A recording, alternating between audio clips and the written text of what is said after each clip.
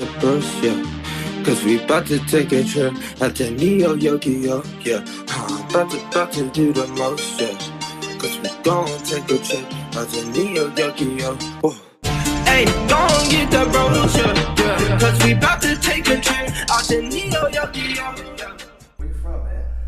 What city or state you born in? Well, I was born in Cali, and in particular Stockton, California. So that's up north. And then I ended up moving to the Bay Area like a little bit after that. I moved a lot, so I ended up resting in the Bay, in like Fairfield, Vacaville, that area, and then Vallejo, like just around there. But that's kind of where I kind of stayed at. I did football, track, and a little bit of baseball, but mainly my two sports are track and football. I mean track and football. Track and football. Yeah. Is your passion really in music? So I kind of take the book from my uncle, because they produce, but they produce professionally. So like, you know, when I come from a family of musicians. So my uncle, before he like graduated from UC Davis, he was already doing music kind of like on the low. But then when he graduated, he came back and he did it full time. But what he told me, because I was like, oh, like I want to go to college. Obviously, I want to major in music. Like, this is what I want to do for the rest of my life. And he told me, like, music is like a hustle. You could do it anytime. You could do it anywhere. That's not what you want to waste your school on. Like, you want to go to school to learn something you don't know, learn something that you really don't have normal access of learning to, and kind of pick something that you kind of have like a different interest in that you want to kind of expound on. So ever since he said that, I was like, all right, cool. Like, I'm gonna make sure, like, when I go to college, I'm gonna learn like the furthest thing from music. But it was also something I was interested in, which is like politics, and definitely like later on in my life, like, you know, because being around like that Stockton, Sac area, we know Mayor Kevin Johnson. So he was a former mayor of Sacramento, and he was in the NBA. So it's just cool to like you know, I went to my cousin's graduation, and he was speaking, and just to see him go from NBA into, you know, being the mayor, and then, you know, meeting the president, meeting Obama, and then just doing all these big things for the city, like that's kind of what I wanted to do, but kind of like in my own way. So I definitely still do see myself like being active in, as far as like politics, this city and stuff like that. But like obviously I'm a musician at heart, so that's like what I want to do. But I can do that anytime. I could do that now. I could do that tomorrow. Like, it doesn't matter. It's just like, you know, politics is something that I feel like could really change something. Like, you know, really help the community, help my community. Like, I feel like doing it the other way, you kind of get distracted. But with politics, like, there's no beating around the bush. Like, you're actually making decisions to like really help people, and that's the hard part. I feel like music is easy, but doing the politics stuff, that's the hard part. And that's like trying to make change. I feel like that's the best way to do that. So yeah. This is me personally. First of all, I didn't vote for him because like politically, he's not like a politically competent like president. Now, it's not to say that he's incapable of being a president. It's just like, you know, as far as who was available, like with Hillary Clinton, like she's been doing this since she got into college. And then ever since then, she's been politically active, held numerous political positions. So Secretary of State is like my favorite, you know, position as far as politically, because you get to meet all the different presidents, and you're pretty much like almost the face for like America. So obviously, like, it was like a no-brainer to me as far as like who should be president. But you know, a different side of America thought it a little differently. I feel like the thing about that, like, you know, Trump and stuff like that, is that once you kind of like, you lose your credibility, like, to me, the only thing I always remember in my head every day is just like ethos. I remember I learned that word I learned that in senior year of high school, ethos. It was just credibility, but that's like literally the most important part, because you can't stick up for somebody who people don't support, or you can't really do that anymore because he lost his credibility. He might have gained it in some areas, but I know for my community and stuff like that, like, nah, he does not speak for like, you know, African American community, but neither do a lot of presidents, and that's what I feel like people keep forgetting.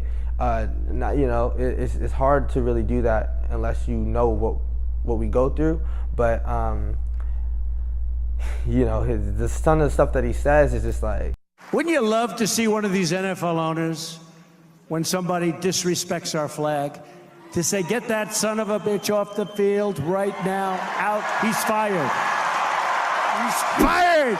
You know, that's exactly, like, these are the things why I didn't vote for him. These are the things, like, it would be pretty obvious because he was saying this stuff during his campaign speech. So it's pretty obvious who you would vote for as president, but I feel like what he was able to do was incite people that, like, almost like what Obama did when he was saying, like, change. He was saying that in the ways of, like, oh, let's change politics. Like, these guys haven't done anything for 40 plus years. The state of music right now, I would say, this is like musically, this is the best music that's ever come out. And I'm not talking about like rap wise, I'm talking about like producing sonically.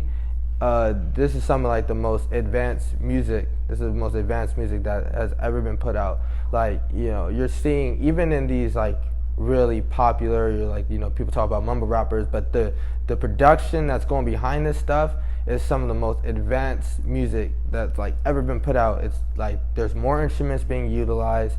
There's even more programs to give more people like the opportunity to learn them. So now more people are being musically inclined, and you can literally tell that in the music. That's why you don't even hear rappers need to rap like that no more, because the music is so advanced now that you just bump into the beat the whole time. You don't really care what he's saying. All he needs to give a little like breath, and then that's it. You're bumping the whole time.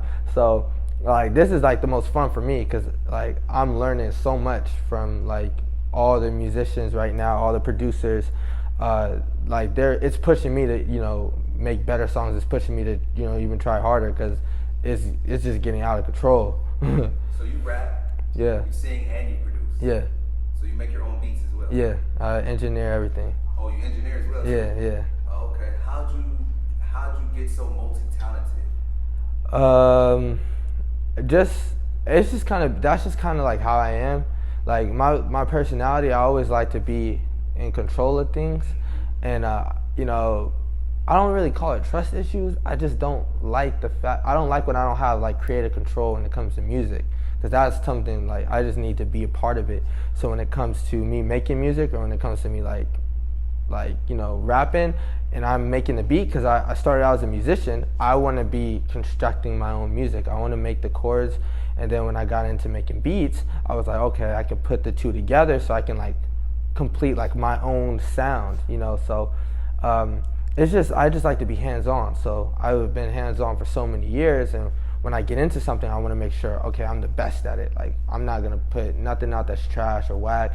And then I was working at it for so long that I ended up getting really good, you know, to my own standards. And then, you know, I just kind of kept working from there. And then I'm finally at a place now where I kind of feel like 70% acceptable to like where I want to be, and that's like a huge milestone. So, and it's cool too, because it keeps me active, it keeps me learning and like wanting to learn more about music and stuff. So I would have to say Frank Ocean. Frank Ocean. Yeah. Why is that? Sonically, like musically wise, like this man is creating like orchestras, like he's creating like symphonies, like to me, his music, when it comes to me, like everything clicks for me. So he's my favorite artist, you know, to date, you know, in 2018. It was Kanye for like the majority of my life, but then like Frank Ocean and his music, that to me just kind of clicked. I want to say it's still Kanye. Oh yeah, okay. Still Kanye. We gotta agree there. It's still Kanye. It's just a form of expression. Like at first, like I didn't want to use any cuss words in my song. If you look at, I keep all my songs up on my SoundCloud, but if you look at my first song I ever made up until, I want to say 2017, there's no cuss words in any of my songs. I did that on purpose, because like I wanted to make it like acceptable to my mom. But the thing what I was telling myself with when I just started getting older was just like I'm losing the expression part of it. And if my expression was not to curse, that'd be different. But that's not really my thing. I feel like you can get a lot of like, you know, there's an energy that comes off when you say certain things or how you say it. There's an energy that comes off, and I feel like that's like painting. Like when you're like, I'm pretty sure the painters in here, they're not painting with specific colors, and they tell themselves, I would never paint with red. You know, if they paint with red one day, they paint with red. If they paint with yellow, You know, and I feel like music is the same way, and you kind of got to take that. You got to take it the same way when you're hearing some people rap. Like, so, you know, some of the stuff that they're saying, it shouldn't be taken literal. It should just be the music that you're enjoying. And if it makes you feel a mood, then accept the mood. But don't accept the message all the time unless you know the artist is aware of that. And if I'm listening to 6ix9ine or like Trippie Redd or Chief Keef, they're not doing it for the message. They're doing it for the music, the feeling that you get when you listen to it. So I always have to teach myself to be aware of that. Like, okay, oh, this person's not really caring about the message. I'm not really gonna listen to what he's really saying. I'm just gonna be bobbing my head, going crazy. Just MoFre. Just make sure the S is a $sign. It's all one word. So MoFre, and you can find me on Instagram. I use Instagram most. I don't really use the other stuff, but it's official MoFre. So everything's like just MoFre. So you can find it everywhere there.